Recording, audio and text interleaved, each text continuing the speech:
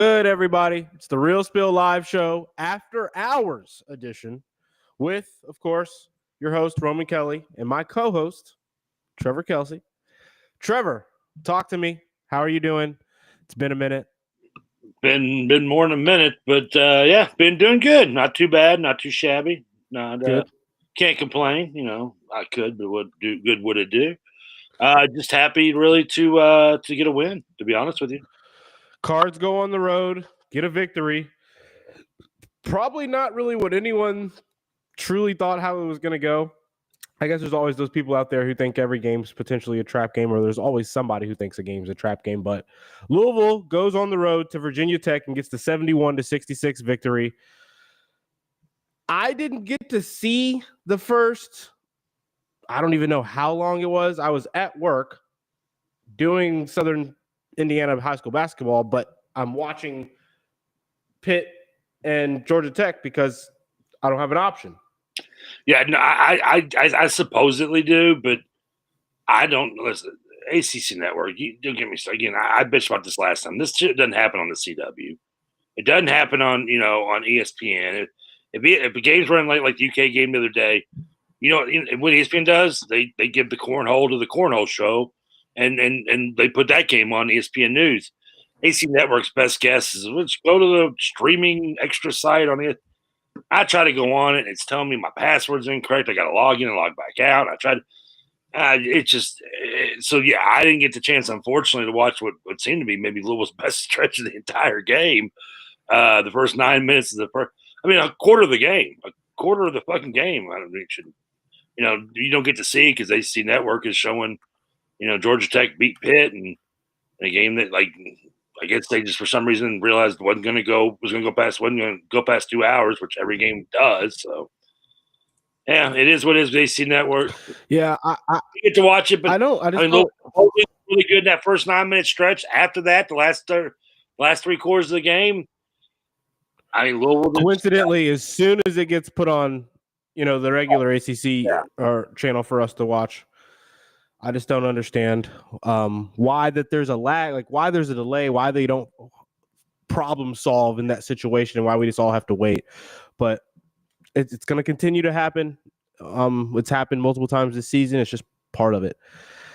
And it wasn't a pretty game. This Louisville came out. It wasn't. But I would have liked to watch the pretty part and at least saw what was working in the pretty part and what we stopped doing and what changed from there. But yeah, well, luckily, if you just watch, one of the highlight shows, that's pretty much all the highlights of the game is the first, 8 minutes for Louisville. Because after that, there's not really much to show for us other than a few James Scott dunks and Edwards threes at the end. But yeah, I finally at least got to see Rain Smith's only 3 because I didn't. He hit the one that wasn't on TV because you hadn't gone to it yet. Listen, Virginia Tech's not. I know someone on Twitter pointed out that I was maybe too confident in the Georgia Tech game. This game was similar to Georgia Tech.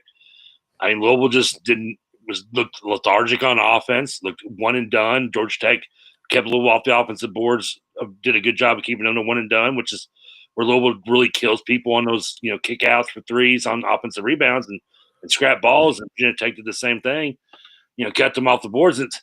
You told me Louisville was Virginia Tech. I got to make sure I don't screw it up because, we got 2 Techs here. But, if you told me, going at the end of the Virginia Tech game that, they're 2 only good scorers that they really have, and Lowell and I think it's Patet or whatever, and one's not going to play and the other's going to score 2 points, I would have thought Louisville would won this game by 20, and they should have. Virginia Tech's an awful team.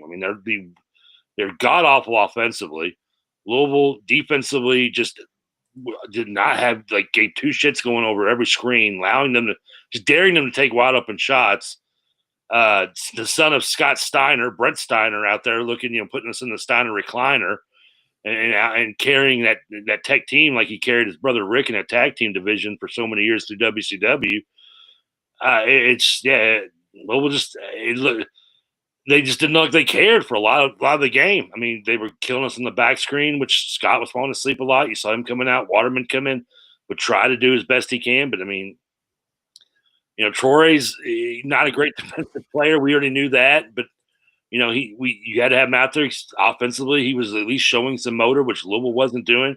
Yeah. To be fair, and listen, and I know a lot of people are going to complain about the refs, and you can, but the refs let them play. I mean, it was a physical game, and clearly you could see it affected Chucky. He had trouble, I think, adjusting to the physical, them allowing the bodying that, a lot of games you don't see, and he goes to the free throw line. I mean, we went to the free throw line 34 times against Florida State. We went 11 tonight. And, I mean, this game was as physical as much as that Florida State game was. But, they were going to let them play, and I had no problem with it because it's both ways. It just Louisville, it seemed like, offensively, Braden Smith is, struggling. This is his worst game since the Georgia Tech game, which they lost. And almost lost this game. I told a week or so ago on here, I said, I got a little worried that maybe, the legs are starting to – he's playing minutes that he's, never played before, and the shot's been looking a little flat the last – I mean, with the exception of the NC State game, it's not been as accurate as it has been early in the season. And, I'd love to be able to get him a little rest through these next 3 games at home, but I don't know where you can. I mean, Louisville really can't do it if they're not gonna play – as well as they did. They play as well as they did today. He's not going to be able to get any rest. They're going to need him. He did him against Pittsburgh last time they played him in the next game. Yeah, we just seemed flat tonight. The legs looked dead. Pretty much halfway through that second half, we were getting it felt like there was a blow by every time somebody on Virginia Tech put the ball on the floor. We just were not defending with intensity. It looked like we didn't have it on the defensive end. Yeah, they were killing us with that pick and roll. I thought, Peckins did a good job of kind of, it looked odd, but having Scott come out on Ryan Steiner, let's call him just Steiner, Rex Steiner,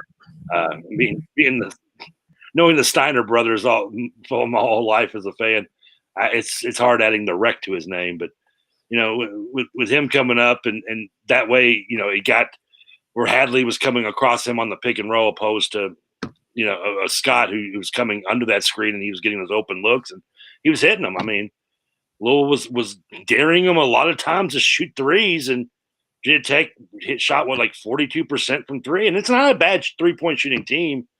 Not a good one. I mean, they've had games. I mean, they were coming off a game against Miami where they hit 12 threes. So clearly you knew they could have it in them, and it felt like Louisville kind of was daring them. I mean, Virginia Tech turned the ball over 22 times. 22. If you force 22 turnovers and you don't win a game by double digits, there's clearly something you were clearly doing other things wrong in other parts of the game. And that was Louisville just being, like I said, offensively looking lethargic and defensively maybe it was because of the 9 p.m. game in Blacksburg on a Tuesday night. I mean, it's probably just something to do with it. And a lot of these guys clearly not coming off of what was that flu-like sickness or flu. Yeah, I mean, is there really that much to do all day in Blacksburg that they were kind of worn out? I mean, is it a party scene? I don't know the town that well. I mean, I can't imagine there being that many clubs that they could, cause you to be a little worn out. But I think Louisville maybe looking down on the opponents a little bit too. And yeah, I mean, Kelsey said in the post game, at least they got a close game out of it. This is the first time. I mean, when's the last time we had a game where we went in the last since it was EKU, I guess, or we went into a game in the last 30 seconds or so in a 1-possession game. So I mean, yeah, I mean, I don't think Georgia Tech was even 1 possession in the last 30 seconds. We were down. We lost the game by 7, but it was. I mean, if you were going to play this poorly, this was at least the team to do it against. Because again, this was not a good Virginia Tech team at all. And you play like this against anybody else in the country, anybody else in the ACC, and Louisville probably loses this game by 5 or 6 points, if not more. Yeah, the way we kind of just. I don't want to say stole it, but the way we found a way to prevent them from beating us at the end that's all you can ask for in a performance like this. I mean, Terrence Edwards just wasn't who he is all evening long, all night long. He was not, finding the lanes and finding the pockets of space once he got into the lane to get good shots up. It felt like he wasn't defending at the same level of what we're normally seeing in the last month or two. And I think he wasn't someone that I thought was sick. So it just seemed like he was having a bad game. He was just having an off game. He hit 2 clutch threes at the end, obviously to keep it safe for us when we needed them. We needed both of them, and he supplied. And that's the second one. You're having an off night, and it's a game that we probably shouldn't be in a position to win based on the way we've played on both ends of the floor, and him specifically being part of both of those. situations there. He made 2 huge shots. That's all you can ask for. He hit them when they mattered. So, I mean, it's just what this would have done to the resume, what this would have done for the talks going forward. This would have put us in a more stressful spot mentally in where we wanted to be. It wouldn't have locked up the double bye yet. We would have probably had to win 2 more games, maybe just 1 more again, but tough. It's tough to watch us go out and play like that. But when you get a win, I don't really want to complain. You found a way to get a win on the road. They're not supposed to be easy games on the road ever in conference. So not supposed to be, but this was about as close as it should have been. And out of the games we've had going forward and the way we've been playing, you would have thought, I mean, you're right. Like I said, I mean, even with the Florida State game where Louisville didn't look, as sharp as they could have or should have, and I chucked it up a little bit to Florida State with the size they have and just the matchup the way they do with Louisville and Watkins and the way he plays, but. This was not, again, I don't know to say anymore. I don't be mean about Tech or anything, but they're just a bad team. I mean, they're not, and you saw just kind of the last possession was kind of microscopic of just kind of a team they are, They desperately trying to get the ball to Rex Steiner because they have no one else that can really shoot the ball. I mean, it or at least can be a viable threat regularly. And Louisville did. It was obvious what they were going to do. Louisville did a good job. Which he was kind of bipolar through the game. He missed a couple. I mean, Louisville he missed some layups he usually hits. I think Troy missed 1 or 2 that he usually hits. Chucky did. I think, especially like I said, with the way that they were letting them be so physical. I think that really messed with Chucky a little bit. I think it messed with Edwards a little bit too. He had you saw like the one play when he gets in the lane and.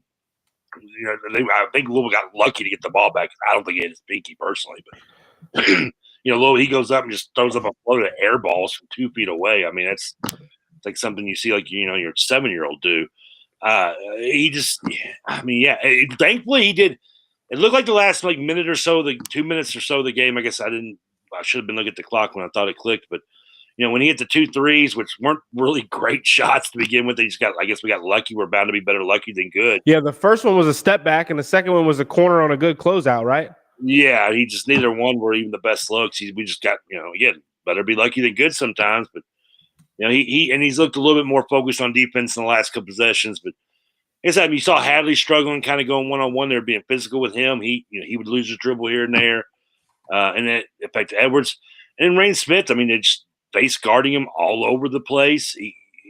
But the looks he got were good looks. He was 1 of 9. The one he hit, we didn't get to see. I saw the highlight of it, which was a decent look. But for the most part, I think it was one of the start the game off. It was, but with the exception of the one I think he shot because of a shot clock situation. His shots just looking slightly flat, and obviously it's not a secret that he's how good a shooter he is, and teams aren't going to let him get open so much, but. He had enough good looks today that he should have had a few more. And he hit the 3 to go up to make the lead 16-3. So, I was worried that hopefully the season's not wearing and tearing on him too much in terms of the lace because a lot of those shots are a little flat. Yeah. Hopefully the groove will come back. But I think if he was sick, man, if he had the flu, when I had the flu, when I was sick in December, around Christmas, during Christmas, I would not have been able to play. Like I can't imagine having to go play high intensity level basketball like that. Obviously, I don't do that in the first place, but I couldn't imagine having to go play high intensity level pickup. So what he's going out there and having to do, and the way he gets defended when his body isn't he's probably doesn't have as much natural energy right now. A little bit quicker to be fatigued, and his thoughts process. He's probably a little cloudy up top still. Then it's just part of it, but. I know there was a couple good substitutions, I thought, when they took him out and defended times we needed the defense out there. I just thought at that point when his jumper's not falling and he's getting blown by on defense, or he's not getting picked on. I mean, a couple missed layups on him as well, I think. But I don't know. Just at the end of the day, we got to win, Trevor. We got to win. That's most important. We didn't damage our resume at all. It doesn't look as good as we want it to. This is one of those things you kind of want to beat up on and try to help yourself out in the net as much as you can. But it's just part of it. The net, and the only thing I know about the net is it's a movie with Sandra Bullock in it. That's about the equivalent of my knowledge when it comes to the net. But I do know this. I mean, like you said, when it's all said and done, it's a win. And Louisville loses this game, home or away, is a horrible, horrible loss, and one that would have been. I mean, it's the kind of loss to me that Louisville goes and gets a win against Clemson in the tournament would have been nullified by because you lost at Virginia Tech. Yeah, that's how bad the Hokies were. I mean, the best thing about their season so far is their enthusiastic L downs that they give on.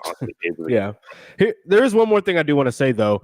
When like the 6-7 minutes mark left in the second half, I just felt like we kind of seemed like we were rattled on offense and the way they were defending us. We were all tied up at 55 points. We should have been rattled. I mean, yeah, you obviously, but the way that no one had any assertiveness to him, hardly at all on the ball, I just didn't like that. I mean, Javon Hadley was trying to get into the lane. He was trying to do something because no one else was. We just kind of seemed we're all out there passing around, seeing like who's gonna do something with the matchup that they've got. I didn't really like that when it's a tie game and you've got to try to put them on the, when they've been fouling so much, you got them in the bonus. You got to try to get into the lane. You've got to make them defend you rather than just everyone getting the ball denied and you're forcing hard passes and playing out in the perimeter, not even getting into a triple threat anywhere. I mean, the problem, one of the biggest issues Louisville missed. I mean, I don't know how many quote unquote dunks he had, I guess, because of all his shots with Scott. I think he had 5, but I mean, he could have had about 10 or 15. I mean, there was multiple times he was open on the pick and roll or open getting in the lane. And again, Virginia Tech, them being a little more physical off those screens, Louisville not noticing it right away, and that split second's gone, it's over, and it's dust in the wind. I love you, Blue, you're my boy, and all that bullshit. But and Louisville missed about probably a good 5 attempts at those where Scott was wide open coming off that. They couldn't take advantage of it. Also, another one of those games similar to the last game. In this game, I'm just saying the way the game was officiated, it was definitely an advantage for Virginia Tech, and it allowed them to get physical. But they shouldn't even been that problem because Louisville should have still been able. They were able to play just as physical as Virginia Tech was, and they did. And they took advantage of it as well, forcing 22 turnovers on multiple occasions. But it didn't take advantage of the offense, especially missing good looks. I mean, yeah. And in Virginia Tech, they had 15 personal fouls to our 9. When like I sit and think about that, it's like, geez, I just wouldn't have really. It didn't really feel like that they fouled more. But they were being more aggressive and they were kind of trying to cheat out on the perimeter a little bit and stuff too. So we kind of put them into some positions to foul us, but it didn't feel like that last 12 minutes of the game that it was really being officiated very evenly, did it? I don't like to point that out. I don't like to talk about that in wins, really. Something about that just makes me. I don't think it was uneven, really. I thought it was fine. They were just going to let them be physical and getting the ball down the lane. I mean, if you were going to go into the lane and go up with it, they're going to allow you to be a little Big East physical. And I have no problem with that personally. I like it. I just feel like they missed a few on our end, even though they they were playing aggressive. Just a couple swipes into the lane, a couple reaching fouls that didn't get called is all I'm saying. I mean, but what it should have been is that we probably should have been doing a little bit more of that. Maybe we probably should have been trying to take advantage of the allowed aggressiveness, I guess, into the lane on defense. But yeah, when you're playing that aggressive on you, what you kill them with back cuts, and Louisville was not taking advantage of that. Yeah, you're right, and that just comes out there from out there. This is what happens when you've got 1, 2, 3, 4 guys playing 30+ minutes with James Scott playing 29, right? And then you've got 1, 2, 3, 4, 5, 6, 7, 8 guys. They're playing 8 deep. Their second big's getting 14 minutes, and another guy getting 6. So they had fresher legs throughout the game than us, which is similar to the last game. I think at the end of the game that showed. In the last 10 minutes of the game, that really showed that they just kind of seemed like they were a little bit more pep in their step, a little bit more urgency in trying to get a win. It felt like than us, while we were just trying to kind of see if we can get to the free throw line or see if we could get a favorable mismatch, and not really being assertive and urgent on offense when the game's tied 55-55. We've got 10 viewers here at the moment, Trev. I hate to interrupt it at the moment, but like, comment, subscribe. I haven't seen any comments yet, so if you guys have any thoughts on the Louisville performance on the road against Virginia Tech, go ahead, let us know. We'll put them on the screen, talk about them, show everything, shout you guys out. Thank you for. I hate to be a dead horse. Now I talked about this a couple weeks ago, but I mean, I don't know. I'd look it up, but I mean, I'd be hard pressed to put decent money on it.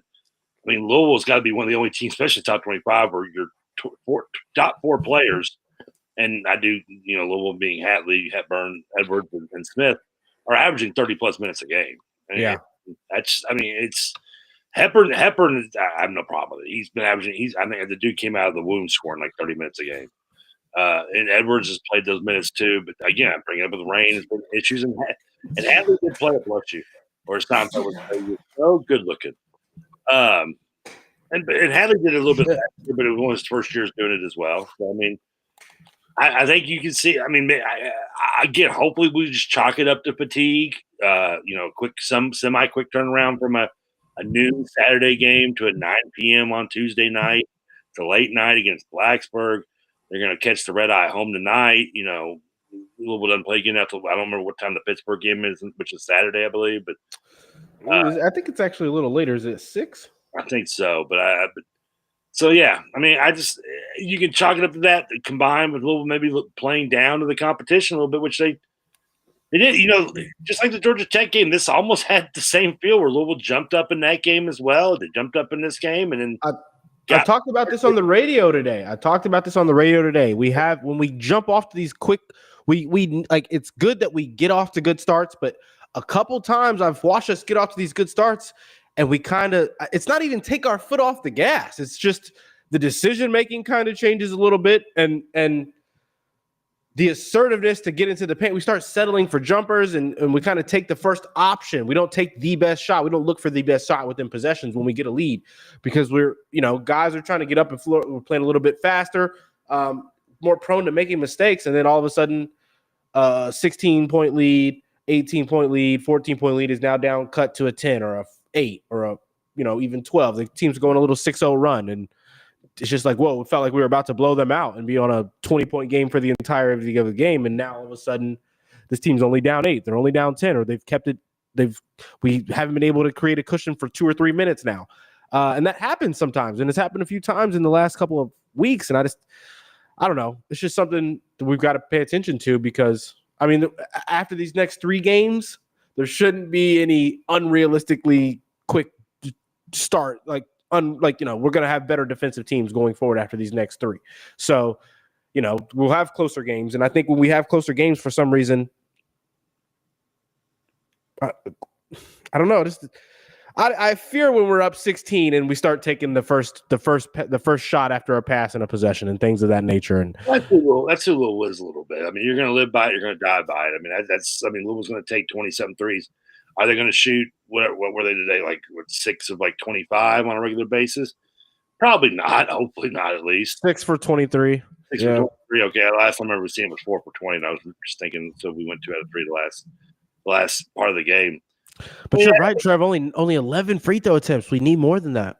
Yeah, but that's a mix of the fact that Louisville's a jump shooting team for the most part, and B, they weren't calling ticky tack fouls. They were letting. You're right, but we still got him in the bonus kind of early, and we got to take advantage of that.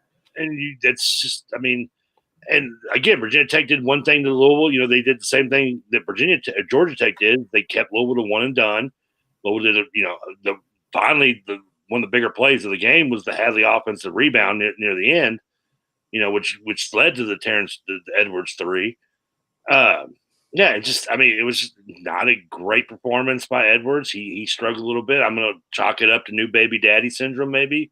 Still, I mean, away from the kid, in Blacksburg, so not getting all the sleep. Well, I'll just assume it's that. We got to get this guy an au pair or a maid or whatever, a nurse. Can we get something? I mean, Louisville 502 circle. I mean, there's got to be. I mean, we're asking just this lady to babysit, and we've asked ladies to do a lot worse with players and recruits. I mean, come on. I mean, can we get somebody there so he can get some rest and get some sleep and just get maybe that's, I don't know. I mean, Chucky, again, I think the game was just physical. He never really adjusted to it, and I think it bothered him mentally as well, which is not something you see very rarely from him.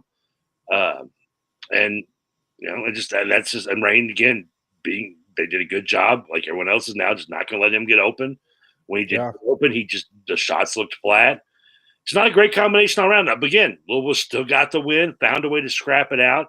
That's at least, I mean, you're going to be a positive on things and be a homer towards things. Our butt slapper is as my man TJ Walker would say, then the fact is that, they found a way to scrap it out despite playing poorly, despite giving a D-plus performance offensively and a pretty much maybe a C-minus D-plus performance defensively, and found a way to still win a game on the road. I mean, Florida didn't find a way to win a game on the road, but then again, Georgia's a lot better than La Tech. But hey, welcome.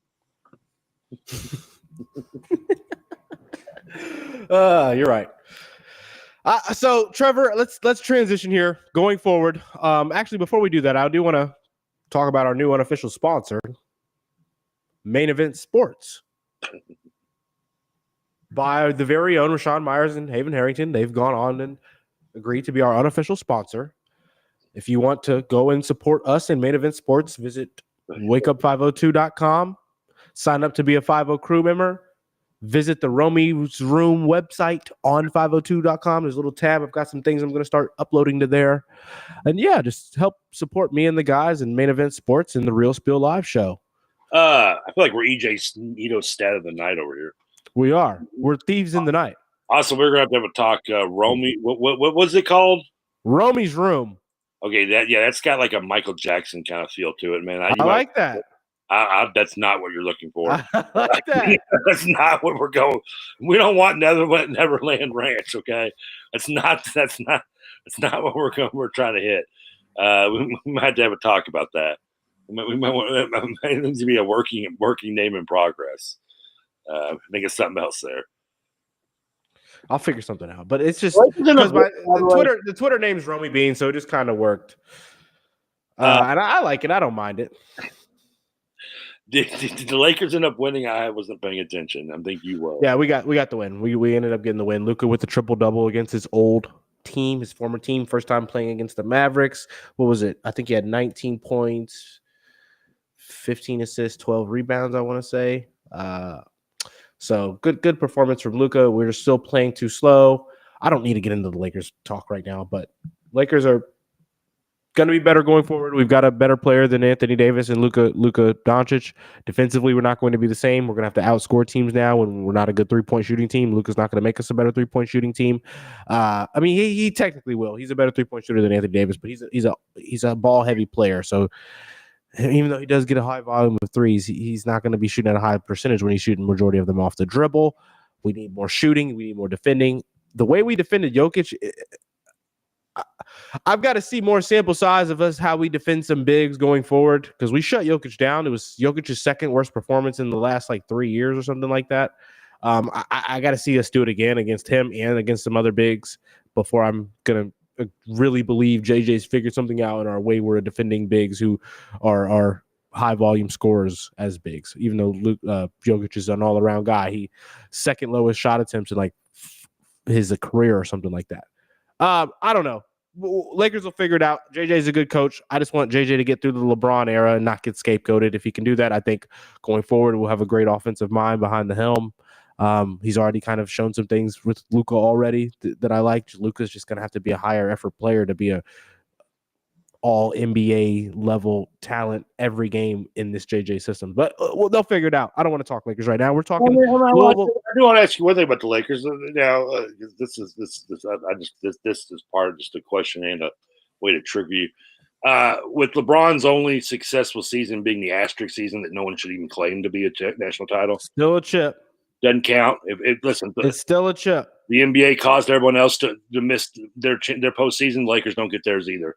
So would you consider they had to finish the season? They had to name a champion. So technically, LeBron has 0 titles and not done anything in the playoffs since he's been in LA. Would you consider his tenure a failure? They gave him a ring. He's got a chip. Damian Lee got a ring too. They gave him a ring. He's got a championship. Asterisks or not, call it what you want. Yeah, Disney chip or not. Basketball is basketball. That kind of matters as much as the in-season playoff they run. Okay. He still get to say he has 4 rings. Kyle Kuzma still gets to say he's a champion. Anthony Davis still gets to say he's a champion when we look back. God, yeah. It's part of it, Trevor. You don't have to like it. You got to accept it, though. All right, but I do want to go forward. I mean, I think you look at Louisville with Pittsburgh coming up, who in case you didn't notice, every Louisville fan bitching about it. lost to Georgia Tech at home tonight. How do we know that? Because we all had to watch the end of that fucking game go on in a 61 to 57 or whatever the hell the score was before we got to to watch the Cardinals play. Pittsburgh, it's crazy. You go back and listen to one of the earlier shows we did, which was after the Pittsburgh win, win at Pittsburgh, which was on January 10th or something. I mean, a little over a month ago. And it's Cosby spinoff in a different world, all in more ways than one. I mean, Pittsburgh since that game is not looked good. They've struggled against anybody of over 500 competition, and looked flat tonight against Georgia Tech. It's going to be interesting to see how Louisville plays this way. Because Louisville plays this way again against Pittsburgh the way they played tonight, and maybe a little bit defensively against Florida State.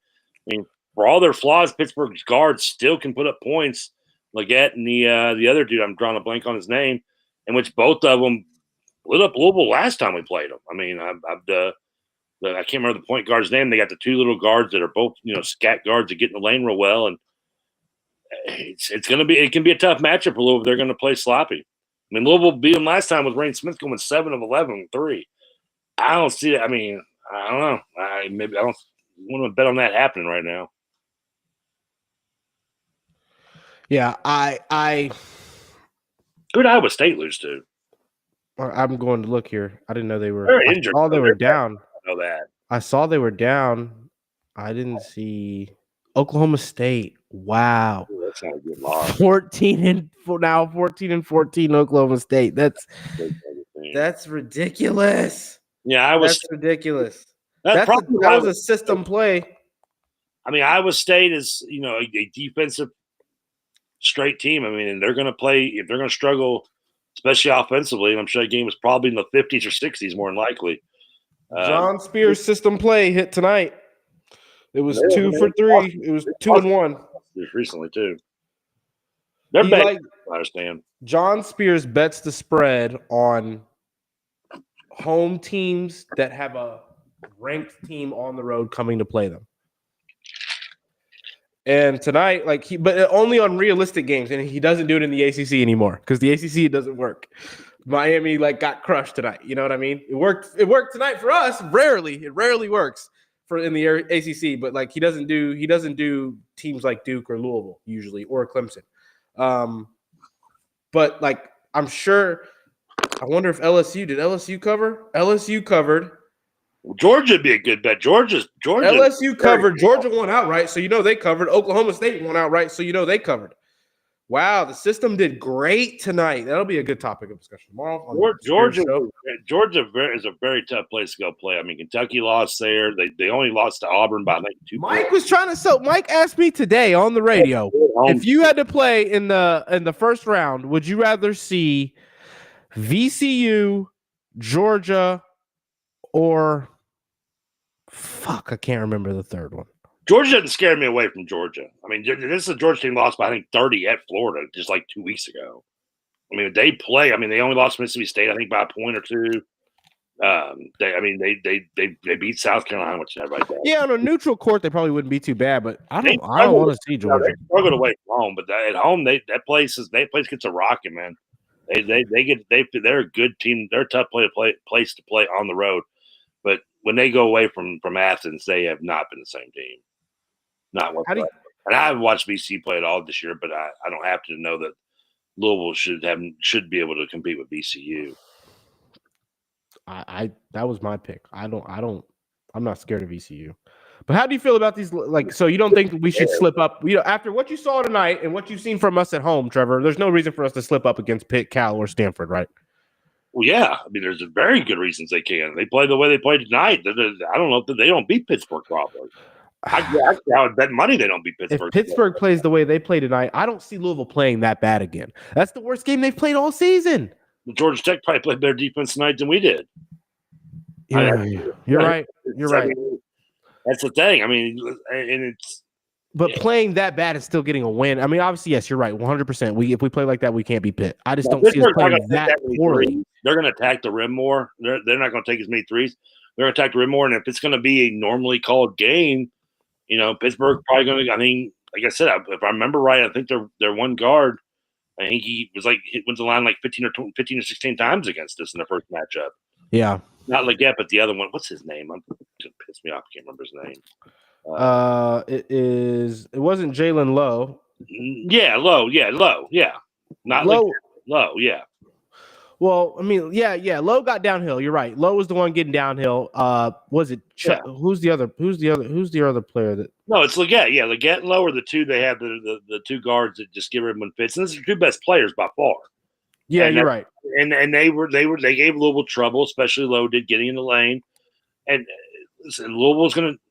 Lowe can't shoot the three worth shit though. They're not going to take a lot of threes. Leggett's the one that's going to shoot. He's their shooter, and Lowe's not. He's the driver. And Louisville had trouble with them in the first matchup. They're going to have to play a lot better defensively, because excuse me. In the last matchup, Louisville didn't play great offensively either. But Rain Smith scored. I think that was one of the games he scored like 27 or something, or 25. He was like 7 of 10 from 3-point land. Yeah, you can't hope that he's going to play that way because he hasn't. Yeah. The exception in the NC State game that didn't matter because we beat them so badly it didn't regardless. Little mini fro, the guy that looked 40 for Georgia Tech with the little mini Dallas fro in the back. He had 6 threes tonight. I just, I don't know. Pitt played terrible. I mean, they didn't they're so heavy with Leggett and Lowe. While tonight, Louisville should win. I'm not saying they shouldn't, but I'm not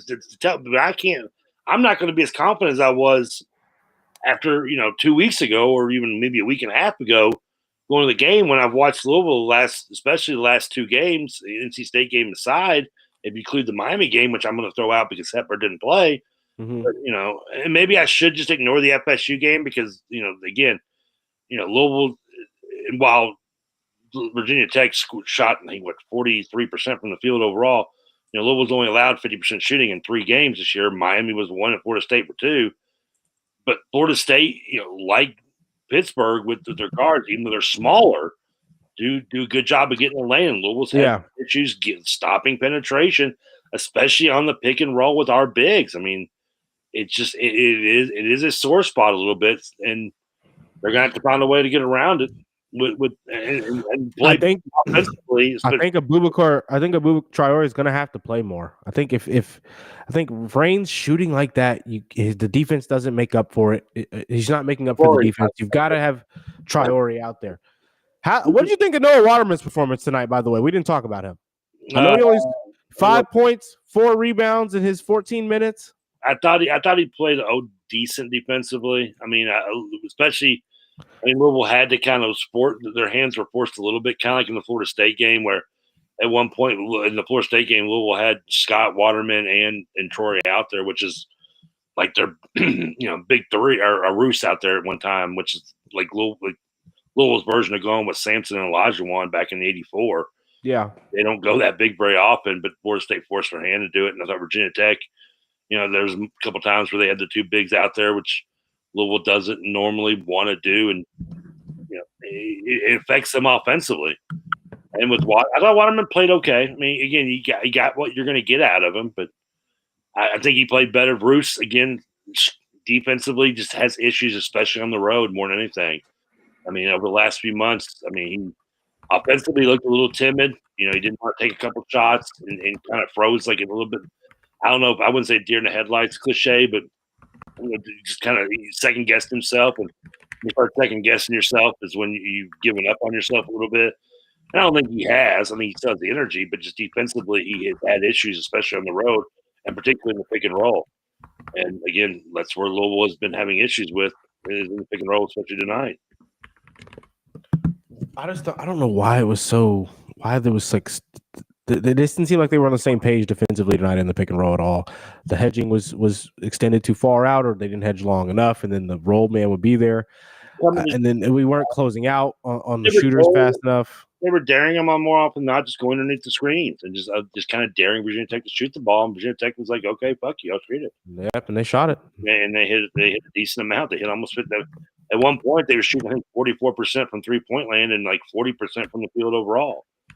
And they were just getting good looks. And That's some Louisville's not. Yeah, it happens sometimes. I'd rather them at least get shots, and then Louisville had to get up on them, which allowed Steiner to get in the lane and get some decent little mid range shots as well, and get better looks from the mid range because Louisville had to eventually close out on them and couldn't, had to get up on them.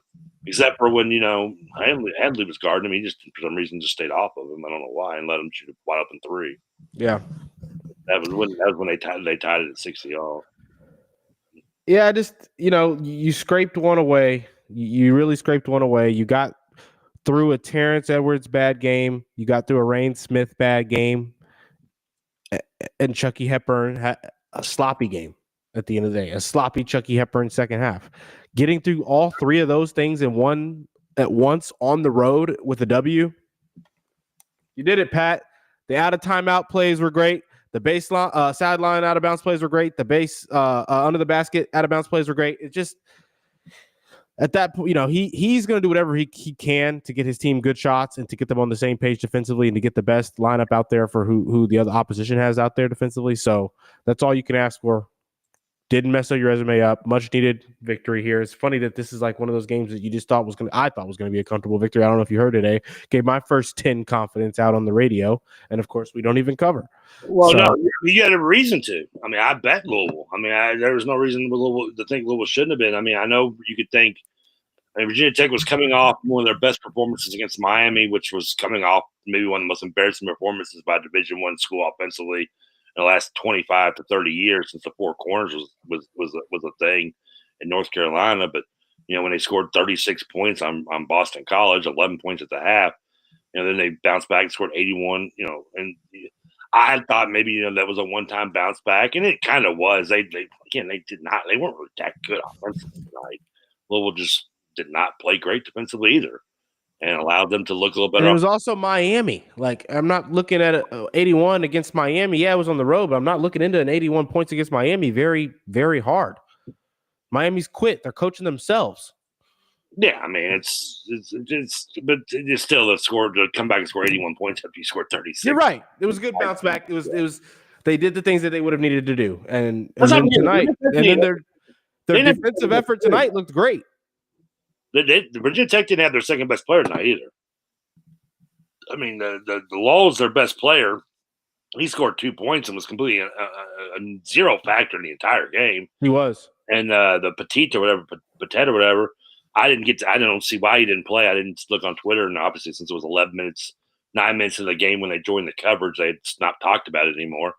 But so I don't know why he didn't play. I didn't know he was even banged up, really, to be honest with you, because I calls Virginia Tech basketball anyway. I mean, Bimbo Coles didn't even give a shit about him anymore. So, he didn't. So that their second best player didn't even play. I mean, it's and like I said, with Hepburn, I thought this was kind of mentally. I mean, it's also a third straight game where he's kind of struggled with turnovers. I mean, he had 6 tonight. He had 5 the last against. He said 16 turnovers opposed to. Yeah, Chucky. Come on, Chucky. You got to take care of the rock. You got to take care of the rock, Chucky. You got to. I mean, you want your point guard to have it, and normally he's been very, very good about not turning the ball over, and this is the turnover ratio. For season numbers, I'm not sure what they are, but it's the last 3 games alone, it's 12 to 14, or 14 to 16 assist to turnovers, and that's not gonna. I mean, the Notre Dame game it didn't really show because Louisville kind of cruised, and it's Notre Dame, but. I mean, yeah, it's just I don't think it's maybe chalk it up to the sickness last 2 games if you like. I know it's hard, and you can't be mad at him because I mean, Florida State game he dropped 29, but he also hit 32 free throws in that game. Yeah, it amazes me. I looked at setup the last 2 home games we've had against Florida State. Louisville shot 78 free throws in 2 games. The last game we played against them was against KP's last win, one of a few wins. We shot 47 free throws on them last year at the Yum Center. In that game, we shot 34 against them this year. In this last game on Sunday or Saturday.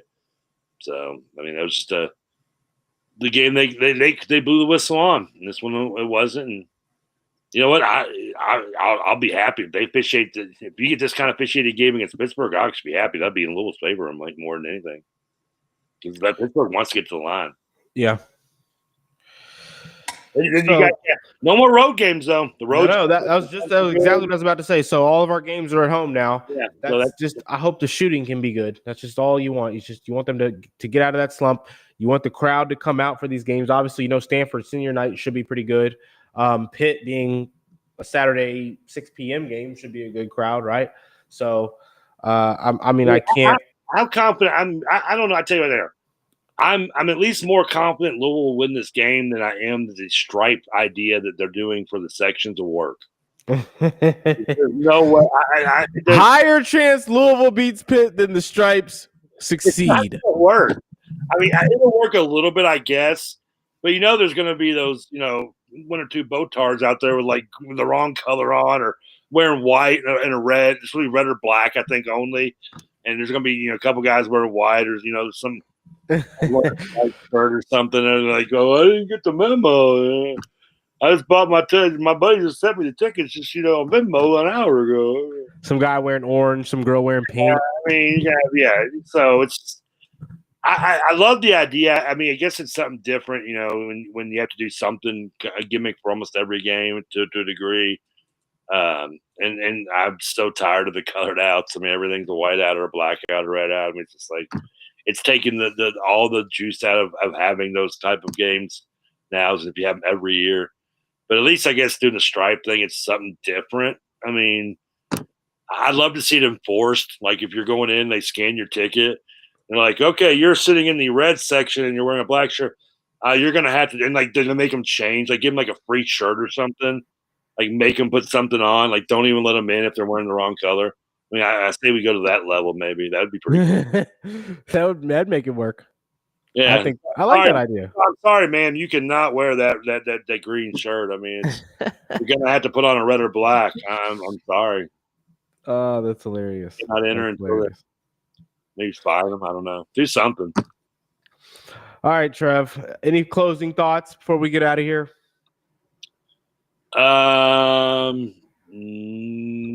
That's why is Houston got the What's the most? What movie did you watch today? I didn't watch a movie today. Jesus Christ, I'm so burnt out. I can't remember what I watched today. What is it? Yeah, you can. Tell me. I know you watched the movie. I know you watched one yesterday. I can pull it up in our text. I probably did. I don't think I really watched any movies today. I think I was mostly watching. Guess Who's Coming to Dinner? I watched that the other night. Yeah, great movie. What's that? Movies today? You didn't watch a single movie today? I guess there was a lot of good basketball on tonight. Yeah, I just kind of was watching TV, I guess, and I was playing some video games earlier today. So I watched a little bit of last night's Raw today. So I guess I really haven't watched the movie. Yeah, you haven't seen Guess Who's Coming to Dinner, I assume, right? I don't think so. Oh, beautiful movie. It's one of my top 10. Sidney Poitier, Spencer Tracy, his last film, Katharine Hepburn. Nominated in 1967 Oscar Academy Award. Didn't win. Actually lost in the Heat of the Night, which also stars Sidney Poitier, ironically. Have you seen Superfly? I have seen Superfly. I will say this. Superfly is probably one of the greatest soundtracks ever made in the history of music. Yet the movie is not exactly the same quality. No, it's kind of messed up. Now you're talking about didn't they redo it? Didn't they make it like a remake? I'm talking about the 1972. Yeah, I've never saw the newer version. I've only seen the one. Me neither. I've heard there is a new one, but I've had this debate with my friends for like one of my favorite two of my favorite what is, you have to pick between the two. And one is what is a better song made for a movie, but the song was so much better than the movie. Is it Superfly by Curtis Mayfield for Superfly? Or Across 110th Street by Bobby Womack for Across 110th Street. I haven't heard that one. Well, both songs are just masterpieces of music. Go listen to Bobby Womack Across 110th Street when you get a chance.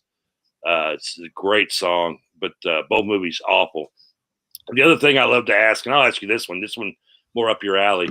You know the movie Groundhog Day, correct? Heard of it. I haven't seen it. Okay. The movie, the premise is he repeats himself.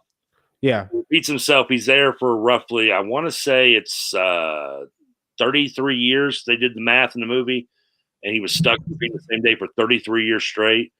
You know the movie Castaway, right? Yeah. Okay, stuck on an island. Would you rather repeat the same day over and over for 33 years in a row, or be stuck on an island for 5 years? I'd have to do the island for 5 years. Ooh, I can't. Every day for 33 years? I mean, all you get on that island was what Tom Hanks had.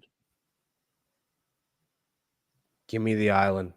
You're gonna take. Can you fish? I can't fish.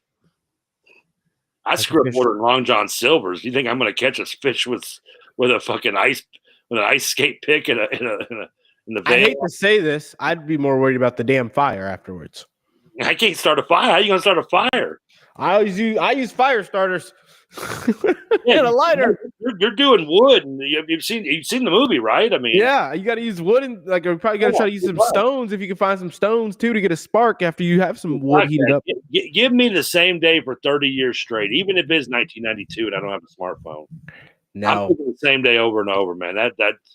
I'm gonna kill some wild game. I'm gonna start that fire. There's no wild game. There's no game. You're all the only thing you can eat is the fish you can catch or the coconut milk, which, by the way, is a pure laxative. It is. I'll make do. I'll make do. Good luck. I'd die if I don't have DoorDash. You think I'm going to catch a fucking fish with a fucking homemade spear? Let me watch both movies again and come back to you. Let me watch both. I've never seen either one. Yeah. You still haven't watched Usual Suspects, though, so you're so far behind. Yeah, I've got a list. You have a list. It's got like 5 movies on it. That's not. So after I watched Guess Who's Coming Dinner, I watched Crocodile Dundee. Crocodile Dundee? What's that about? It's about it's a movie in the mid '80s where a woman goes to a rural area of Australia to find a man who is known for his ability to hunt crocodiles. I like that. And she brings him back to New York, where he's a fish out of water, and a guy tries to mug him, and with a switchblade knife, and he says, "Don't tell me everything." That's not a knife. It's a knife. All right, Trev. I appreciate that. Well, I'm going to try to look into a couple of those, or add them to the list at the very least. I watched Lean on Me. Viewers, thank you all so much for joining. There's been a consistent 5+ of you. I never saw it dip below 5, so I appreciate you guys for coming in here and enjoying us on this late night. It's 1:15. Jeez, you guys are still with us. Thank you for clicking on, and if you stayed on seconds, you have no one to blame but yourself. Like, comment, subscribe, turn notifications on so you can just always know when we're going live. We're going to come up with a schedule, and there will be more consistency. It is all my fault. At first, it was both, I will say, but in the last couple of weeks, I have been dealing with a lot outside of my on-air career. So, yeah, I appreciate you guys. Trevor, I appreciate you so much. Follow us down below at Romy Bean, at Trevor Kelsey. In the Twitter, the Real Spiel Podcast now has a Twitter account as well. If you want to follow, at Real Spiel Pod. Same at as that right there. I'm going to have a new setup here, Romy, soon, and it might be actually brighter. Is it a good or bad thing you may have seen more of my face? I think it's good. We'll see. We'll test it out. Might have to dim the lights. Trevor, you might have to dim the lights.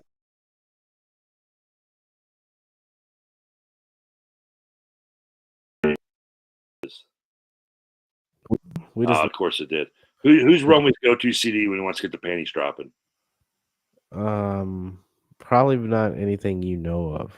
I will try me because I will definitely try it because God. Actually, I'll play some Al Green. Oh, I got my cherry popped on some Al Green. I'll cherry pop to some Al Green.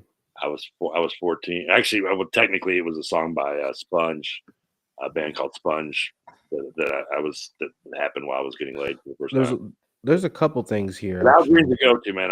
Let's stay together. That is sealed the deal many a times, along with cherry wine to help me out. I'll turn on some Blackstreet if I have to. Ooh. Now, what the hell? Why is it you can know Superfly, Curtis Mayfield? Blackstreet, which by the way is track 1 to the last track all the way through Jams.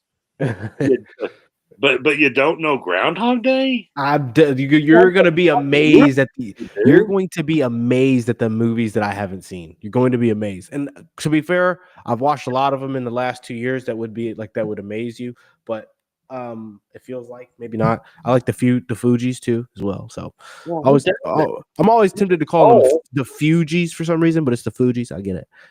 Fugees, you have a soul, right? I mean, come on. I mean, Keith Sweat, of course. You know what I'm saying? Keith Sweat in concert. Really? I still think I'm the only man to this day to take a date to see Keith Sweat in concert and not get any afterwards. But those are just like the artists that you would know. Yes. I do some Bryson Tiller, a little bit of Future actually has some songs you'd be surprised that would fall into that category. Cool J up at that concert. Party Next Door, you don't know who that is. But yeah, that'll wrap us up. Trev, I appreciate you so much. You're the best. You're the most amazing co-host a man could ask for, outside of maybe me. I'm just kidding. I'm very much so just kidding. You are definitely the best. Best in the land. You are the Teddy Riley to my Blackstreet. I love it. I love that. Listeners and viewers, there's no listeners. You're all viewers. Thank you so much for clicking on the link and watching us tonight and being a part of this. Well, no one really commented. At least they didn't come in to me. Shout out to Kevin Corcoran. Do you guys hear that? Who's yelling at you? You got a ghetto fight going on outside at 2 in the morning? Hell yeah. I should go out on the balcony and take the camera and put it on here. Out for strays, dude. I think it was a pedestrian.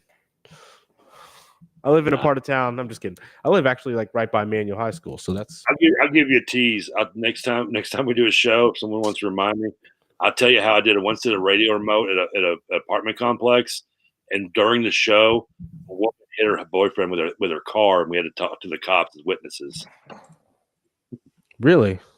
Yeah.